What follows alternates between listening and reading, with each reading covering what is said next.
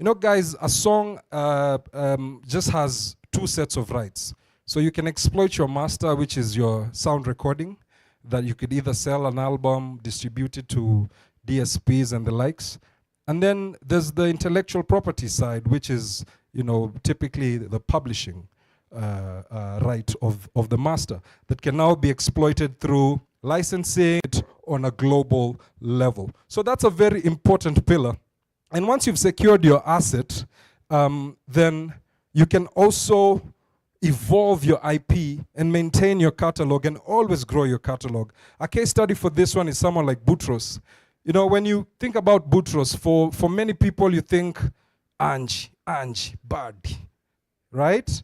So that's where we really knew Boutros from a mass market point of view. But if you followed Boutros' journey, then you do understand that he started off doing shrap. And this shrap thing he was doing was a mixture of sheng and trap, and it was this raw thing, you know, as most hip-hop guys would do. And he still maintained that core, even as he made the transition into the mass market, to the extent that his catalog value continues to grow as he evolves, because also what he did was proper structures of his catalog as far as distribution and owning his IP. All right, so our fourth pillar now is definitely consistency and the economics of distribution, which we've touched on. So global platforms definitely control the access. So what you can do is just maximize from that access. We've talked about constant evolution, which is also a strong element of consistency. From a marketing standpoint, is to understand what platform does what. So, you know, in 2026, I'll tell you, the #1 music marketing tool is TikTok. TikTok is very strong for music discovery and how the algorithm works. So it's important to understand, to drive awareness to a record, I need to be on TikTok. Now, how do I get on TikTok? You need to understand the hooks. The hooks are the tricks that get people engaged with your content. You know, a simple hook is like a video starts when it's shaking. You know, that's a hook. So as you're scrolling, and the first few seconds, there's a shake on a video, you're engaged. So I'll tell you guys, that's one of the hooks that you can use on TikTok. And once you get someone in to that particular piece of content, what is the call to action? Is the link already on bio?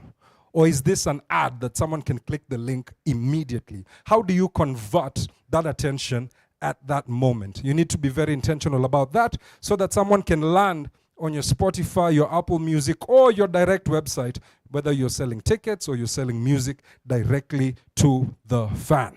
Now, are your marketing initiatives aligned with how your music is presented?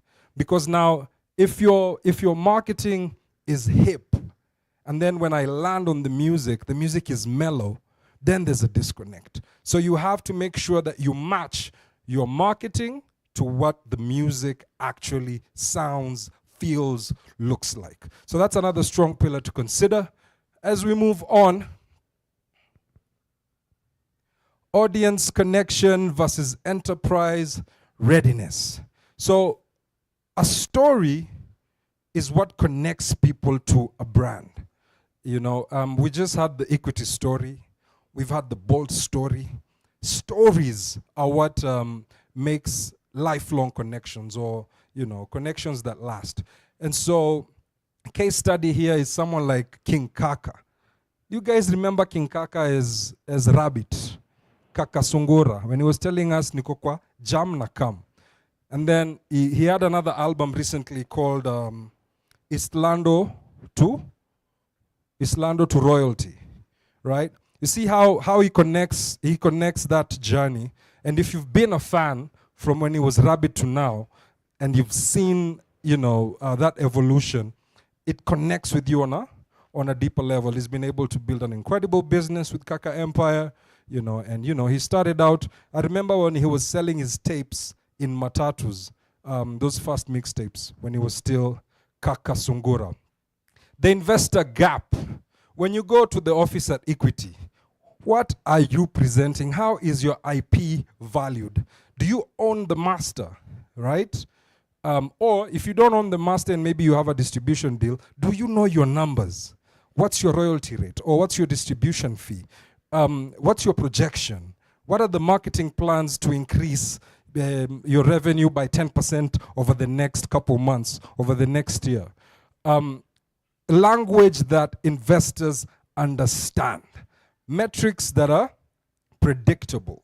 And that's the way to gain access to capital. Now, translating vibe into strategy. So convert that energy. Like I mentioned before, you guys remember when Gengetone was the biggest thing in the country, right before COVID?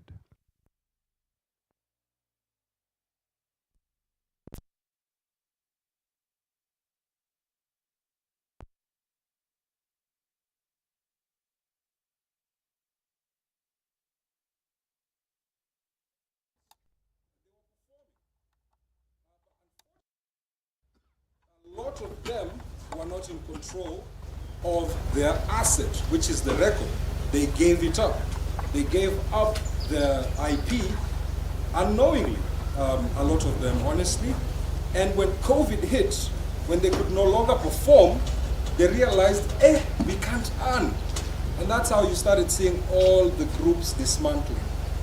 All the groups now, things, vitu zilisambaratika, as they say, right? And that's why I'm talking about translating that vibe, translating that energy, translating that impact into structure, and then again, currency, right? And that was really my last pillar as we talk about brand positioning, creative identity, and how to structure your business. Thank you so much for having me here today. I look forward to continue building with all the creatives here and the professionals, and I appreciate your time. Thank you so much, Creatives Commercial Masterclass 2026.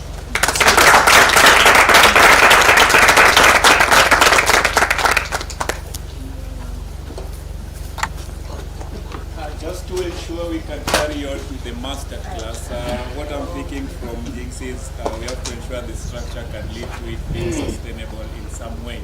So artists, it's not just a matter of being creative anymore.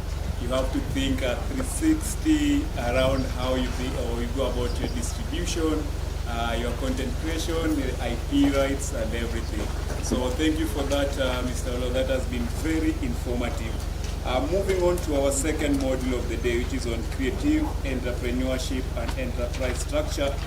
We are going to be having Esther Gisheru from Micro and Small Enterprise Authority. Let's give her a round of applause.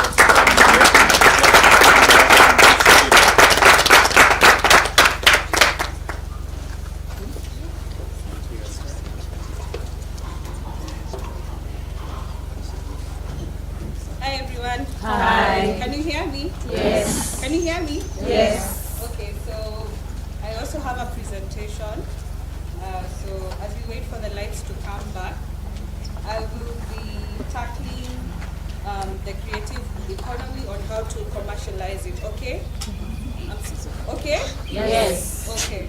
So I titled my presentation, Built to Earn, Built to Last.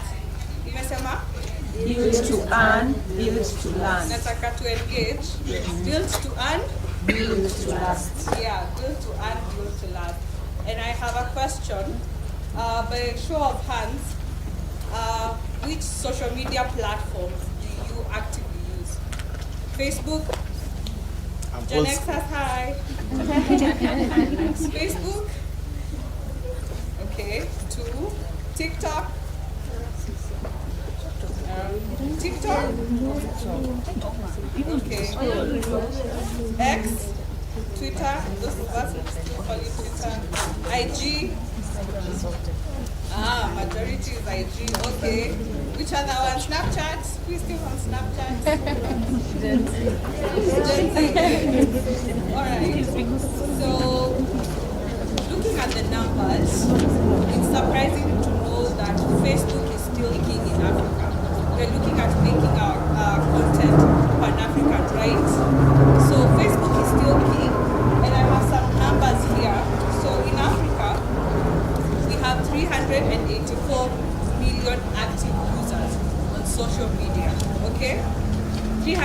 84 million.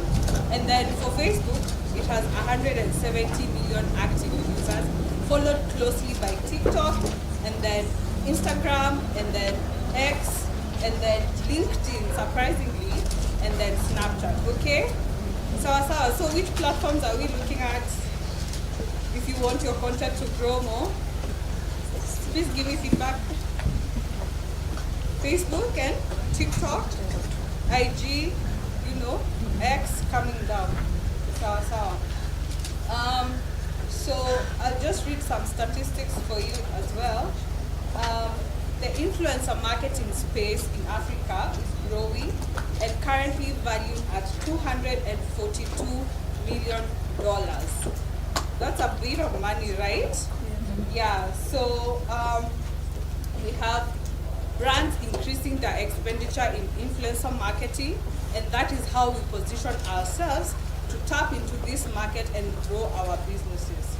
So, as I said, on Facebook, most of our parents, Gen Xers, boomers, are there, and they're interacting on family content, they're interacting on, just networking, Facebook Marketplace, and that is how to position your content for that brand.